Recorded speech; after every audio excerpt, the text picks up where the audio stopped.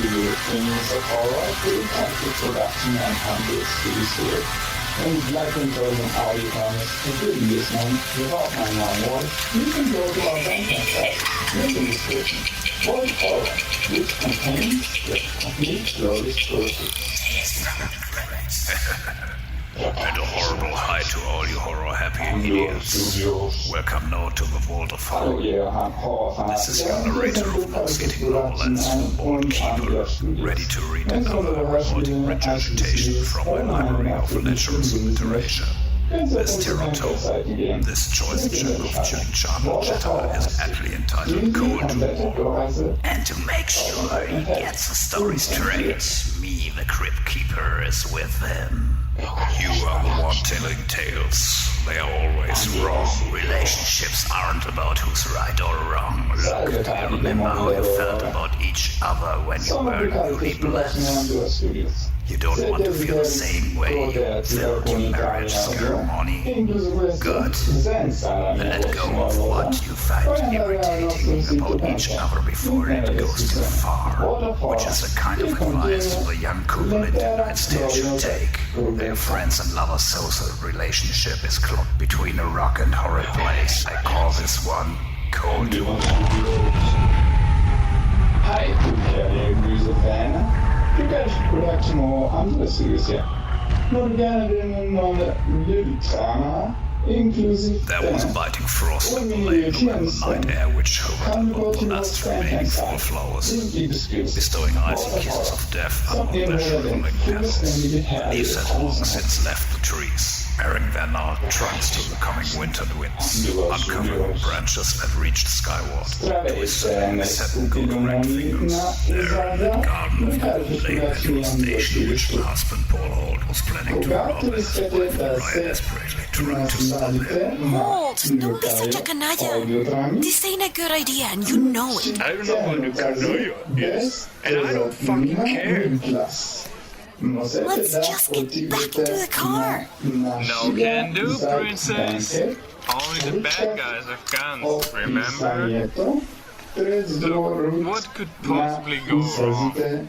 Alright, party people, let's put our hands up in the air and wave them around like big sweet cheese. Holt, if they don't kill you, I will do it myself. Yeah, promises. Hey, let's all just stay cool here. I'm a firm believer in voodoo, and like the good man always said, first come, first serve. So we will just be out of here. Not in my face, anywhere but in my face. Bitch? Who the hell do you think you're talking to? In your dreams. I'm gonna wear your ears as a fucking necklace, Kadjo. Then don't call me a bitch, Kadjo. Put the gun down, please. I suppose you're right. Vault of Horror.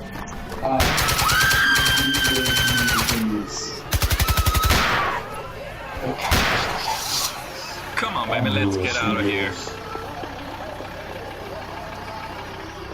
Bye-bye, Cutter. Ah, my leg! I got shot!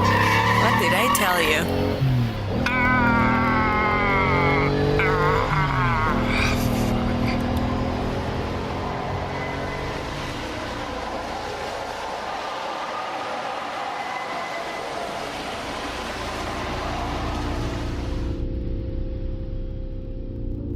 Back in the hotel room, Marius was trying to remove the bullet from Holt's leg.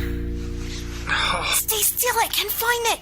Ah! Of course you can't. That's the wrong leg. And where was I supposed to know there was a hole there? Well, that's an old hole. The new one with the bullet in it's in this leg. Well, if you're being such a canalla, you can do it yourself. Ah, there it is. That word again. I mean, it's not like you haven't been shot before. Why do you always have to make such a big deal out of it? Because every time it happens, it still hurts. Here, let me show ya. Ah! Dear Fiends of Horror, production and Oh, quit you crying. Come on. You better crash, yeah. I could have done some serious damage if I wanted to. Well, that's as far as I come, Holt. Not anymore. I won't let you continue treating me like shit. Good. Go on then. Leave. You will be back. Not this time. That's what you said the last time. And the time before. Besides, who else would have you? Plenty of men. Wrong. Nobody. It is our bond. We are in this together. We are two of a kind. I don't believe that anymore. People are more accepting. People are shit. Come on, if you want to go so bad, you'll be back. You better hope not. Because if I do, you'll regret it. Eat one. Excuse me, Barman. Can you help me out here? I just arrived in town and I'm looking for some friendly faces, you know? Yeah. What is it you want? It's pretty obvious. Come out, man. I mean, do you see any big titties rubbing against me? No, you don't. Now, what I need to know is, where are all the good-looking ladies, man? How many do you need? Well, one. Yeah, that's fine. Well, when we get to each other, complete dance night. Pohl caught me coming out of the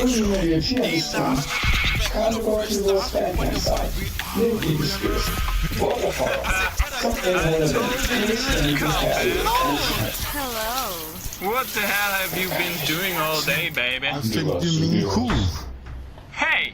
That's my rope! Is that the guy you're talking about? Yes, that's him. I expected more. Hang on a minute. Is that your idea of great revenge? With this guy? It is too late. This is my new partner, Norman King. So eat one.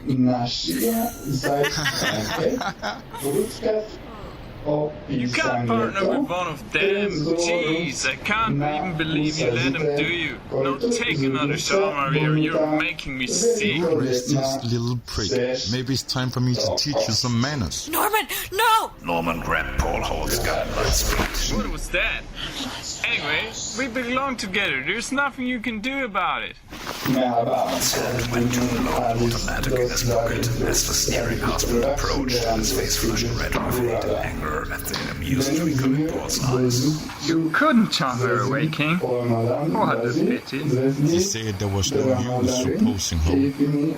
She said there was nothing I could do about you.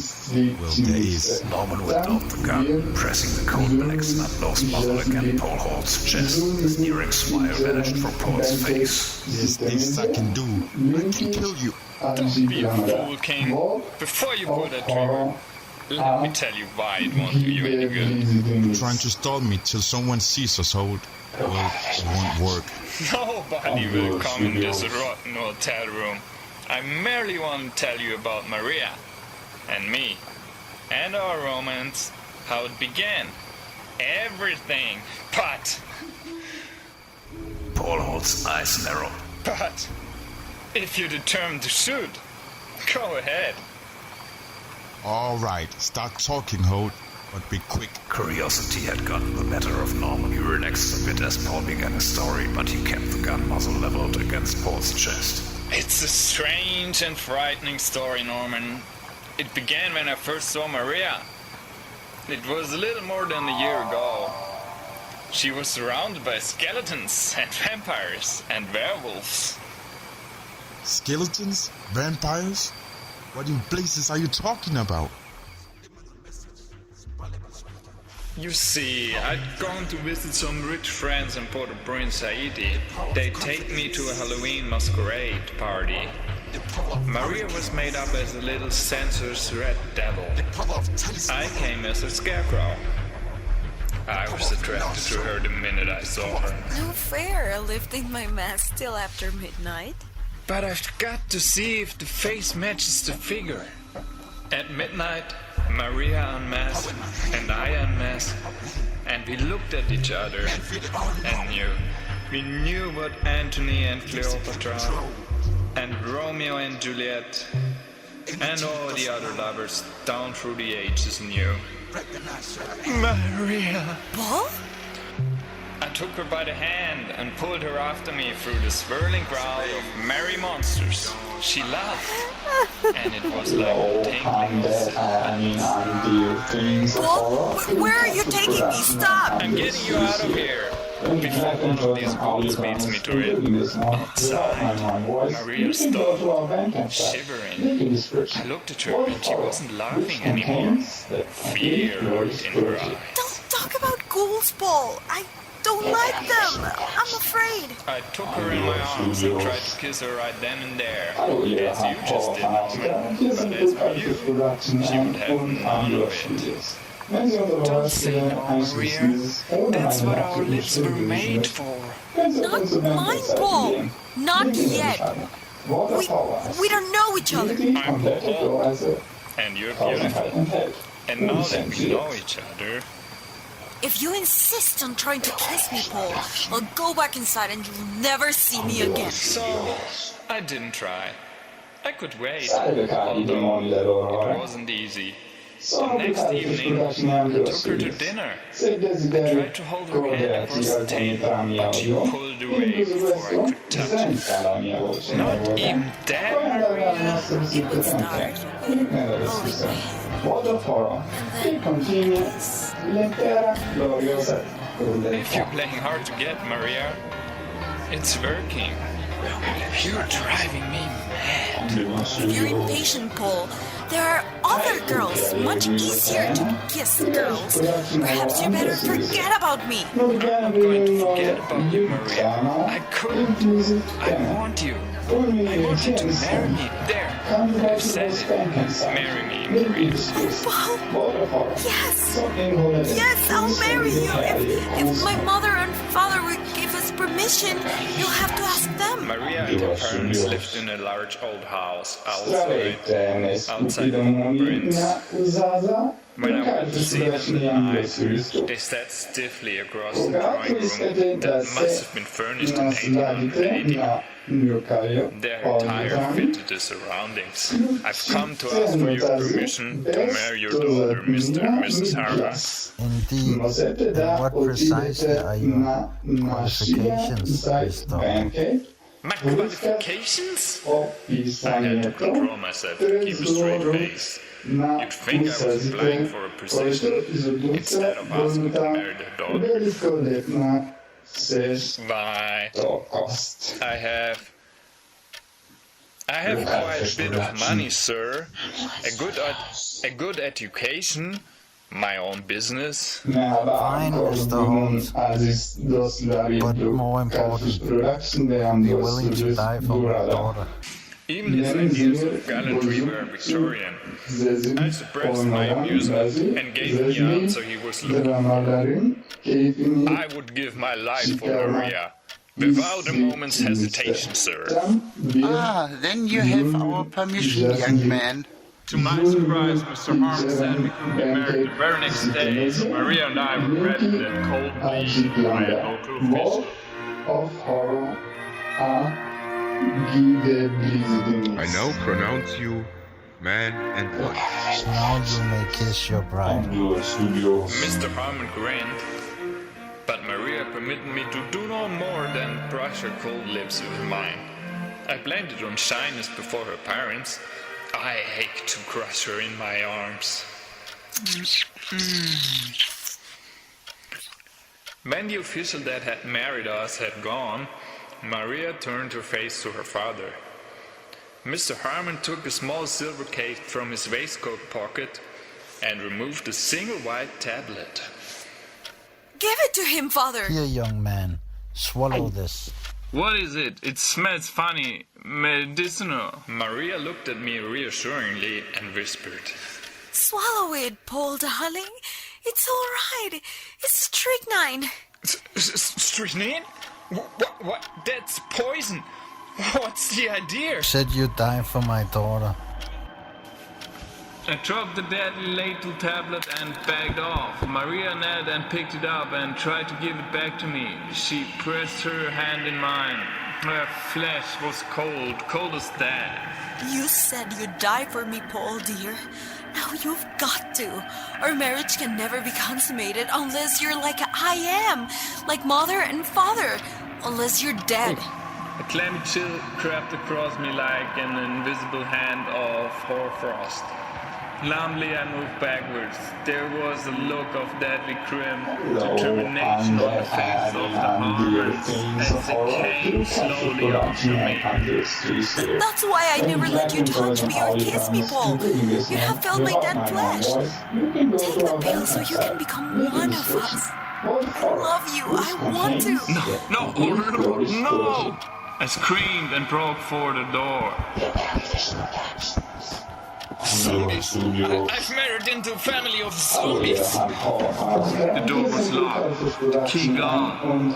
I heard, confused, my only avenue of escape was upstairs. Pohl, I love you! I've got to have you! You've got to die for me to have you! No! The doors on the second floor were all locked too. For a moment, they trapped me there. Their cold, lifeless hands holding me in a steel grip, but with strength born of sheer terror that rent free. Please, Pohl, please! Oh Lord, there was no time to think, only to run. I saw the narrow stairway heading upward, and with a wild, frantic scramble, I stumbled up into a musty, dust-laden, foul-smelling attic. I reached the one window in the junk-wrapped room, threw it open, and stared down 3 stories to the Crypt patio. I glanced back as I climbed to the sill and saw my zombie wife and in-laws through a haze of cowboy coming for me, coming, and I heard Marius bleeding water. Don't jump, don't. You'll crush your body, break bones, tear flesh. I wouldn't want you dead that way. Listened in amazement to his tale of terror that poured from the lips of the husband of the woman he wanted so desperately. He looked down at the gun in his hand, the gun leveled at poor Holt's chest. I guess I let them catch me. Maria talked sense. It was no use jumping one way or the other. Pohl Holt grinned wryly. Boy, they killed me, of course. They killed? Suddenly Norman heard more smoking laughter. Saw the glint of amusement in his eyes. Norman's face flushed scarlet. He seemed to have rage. His fingers tightened to the trigger. You think I'm a fool, Holt? You think I believe that rot? Believe what you like, Norman. Norman screamed in fury. He squeezed the trigger again and again, and he shrieked. I said I'd kill you, and I mean it. Dead, choke. The automatic barked into the night. 4 ugly black holes appeared in Paul's chest. They gaped dryly, burned by the powder, at such close range, but there was no blood. Norman staggered back, his face frozen in an expression of stark horror. I shot you. 4 times, through the heart. You got to be dead. I told you, they killed me, Norman. I am dead, like my wife Maria. Pohl Holt's cold, lifeless hands caught Norman King's throbbing throat in an icy death grip. His powerful dead fingers clamped tightly, cutting off Norman's air supply, cutting off his life. They made me a zombie, Norman. And now if you want my wife so badly, I will have to make you one. At least then you might have a ghost of a chance. And that's my help yarn. For the issue of the case periodical, of course, the joke was on Norman, falling for a cold babe like Mariah. But everything's alright now. Norman's been accepted into zombie society and Mariah's pawned him off on a distant cousin of hers. This girl's been dead so long, she has to keep her distance anyway. Norman's happy as an undertaker at a plane crash with her. Seems he goes for the strong type, smelling that is. And talking about strong smelling, I'll turn you back to CK by now.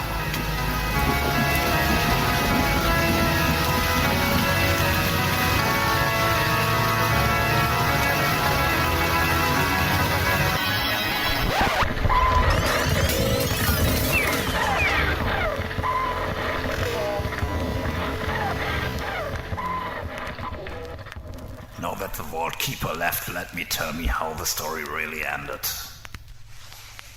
Now, like I told you, this isn't about the color of your skin. In my world, there's only one thing to determine who rates and who doesn't. Simply put, are you alive or are you dead? Ah! Any more questions?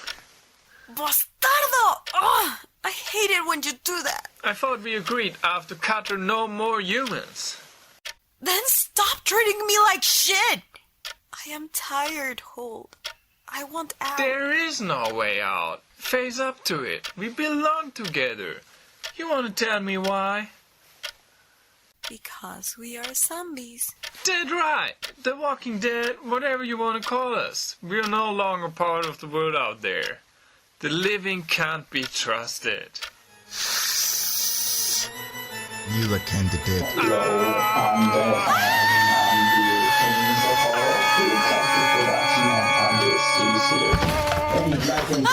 Zombies? You can stick your dick in them, but you don't want to fit. Let go of me! Holt, you gotta believe me. I didn't know. Zombies are garbage eaters. I gotta hand it to you, bloodsucker. You are no different than us. Blasphemy! You're kind of garbage eaters, mindless, lazy creatures. You feed on the flesh of the dead. You feast on what we vampires throw away. Now bow to me, bitch, and show your masters some respect. What did you call me? You're gonna regret that. A name worthy of your species. Kiss my zombie ass, hijo de puta. Marius shot him again. Colt broke a chain. To use the leg as a stake, Marius shot the shotgun against his face and they started pushing him towards the window. Not in the face. Anywhere but the face. See? We are not so different after all. Man, all vain as shit. Fight's over, Count Dracula.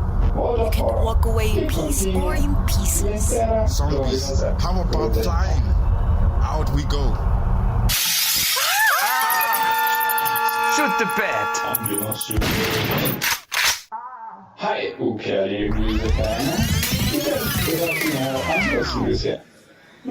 So vampires can turn themselves into bats before they hit the ground. Does that really make them different? Maybe you got a point there. It still doesn't give them the right to treat us like second-class citizens. That's right. Things will be a bit different now. Zdravejte, skupina na Zaza. Oh, baby. Leave that shotgun.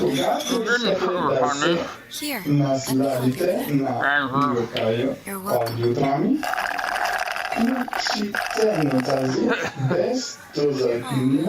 There. We'll take care of you. I don't really have a choice. After all, we're two of a kind. We could move back to my parents in Haiti. What do you think? Hey, Ross, take some of the mask. Wait a minute. Good Lord. It was merely half of a face, of which the remaining skull remains in pain, and to the kid who fainted. I guess Mariah won't be joining Jimmy's fan club anytime soon. Still, I do see a little light at the end of a tunnel for them if Holt's new look grows on her.